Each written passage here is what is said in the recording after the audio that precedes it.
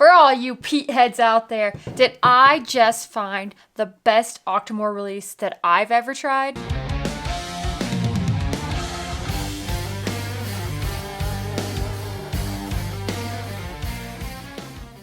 Alright, so I am going to tell you guys my thoughts on this new release from Octomore. This is the 14.3.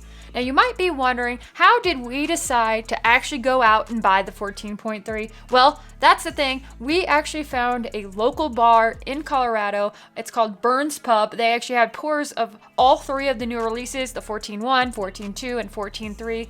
We didn't try the 14.1 because it just, the 0.1 releases aren't normally our favorite releases from Octomore. So we went ahead and tried the 14.2 and 14.3. We landed on this 14.3. And that's what we decided to buy. So I'm going to share my thoughts on it, tell you guys my score like I always do. Now let me give you a little bit of information about this. Then I'm going to fresh crack this bottle and tell you what it tastes like, tell you what it smells like, and all that other fun jazz. So I'm going to grab my phone because I don't want to screw this up because, well, I've been known to do that before. So this is the 100% Isla grown Concerto barley from Octomore Farms.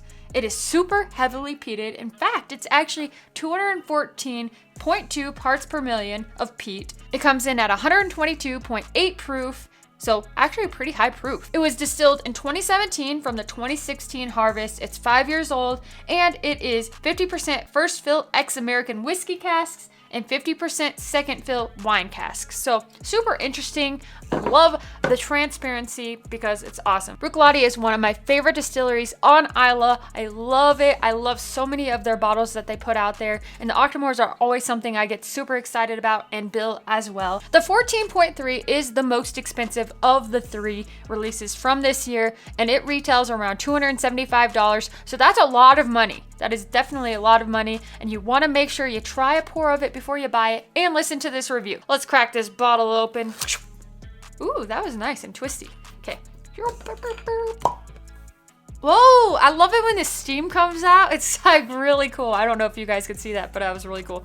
Let's pour this up. Oh, I smell the peat already. Let's dive into this. Thank you guys so much for being here. Cheers to you. If you have not hit that subscribe button yet, be sure to hit the subscribe button, hit the like button, leave a comment, and do all those things. Thank you guys so much. Here we go.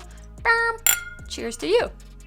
Now on the nose, you definitely get, like, you can sit back here and you can smell the peat from all the way up here. Like, it's very peaty. But when you lean in, you get this crazy, crazy nose.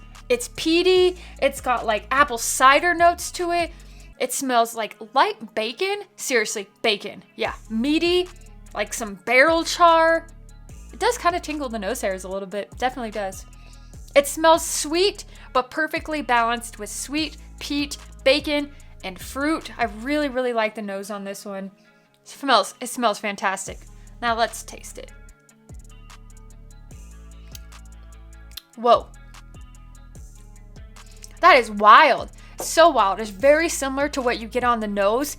Right up front, you get that really sweet, like apple cider, like really nice baked apples. And then it kind of rolls into some of that light bacon note. Bacon. Seriously, meaty bacon. Not heavily meaty. Like, I think some of the releases last year were really, really meaty and kind of drying compared to this. This is fantastic. This has that meatiness to it, but then it kind of goes into some more of those sweet notes. Then you get a little bit of even like springtime floral notes. Then it rolls into that really nice heavy peat. So balanced. Like, every time I drink an Octomore, I am amazed at how balanced they are. They're fantastically balanced, especially for someone who likes peat. If you don't like peat, you are not gonna like this bottle. It's not gonna be your jam, but it's fantastic. It has a wonderful finish, and it's actually super oily, which I love, because sometimes if you get a heavily peated whiskey and then it comes through and it's not as oily, it just tastes dry and just kind of bitter. But this is great. Let me take another sip here. I love that. I love the way it coats my mouth. It's so fantastic. It's oily, sweet, balanced, great. And that is why I'm going to go ahead and give this 4.25 corks out of 5. really is fantastic. Now let's talk about why I picked the 14.3 over the 14.2. Along with Bill, we definitely came to a conclusion together on this, and especially with that expensive of a price point, because that's the only way we were gonna buy this. It's really expensive. We wanted to try it first. Scotch is always pretty expensive, but this is like up there, you know, this is really expensive. So what we thought about the 14.2 versus the 14.3 is that it was fantastic as well. Like, it really, really was good, but it was heavily sherry influenced, much, much sweeter. Like, if you really, really, really like that sherry influence and that really, really sweetiness, if you like the sweetiness, the 14.2 is going to be right up your alley. It's less meaty, the less bacon, but a lot more sweet, and it's still just as delicious.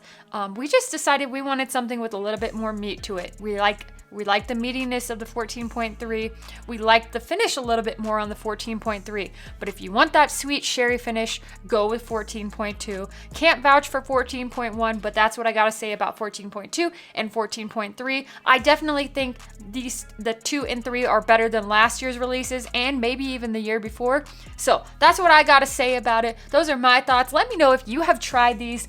Always curious to hear what your thoughts are, and I hope you guys have a fabulous day. I'm Dara, I'm your average drinker, and I'll see you next time.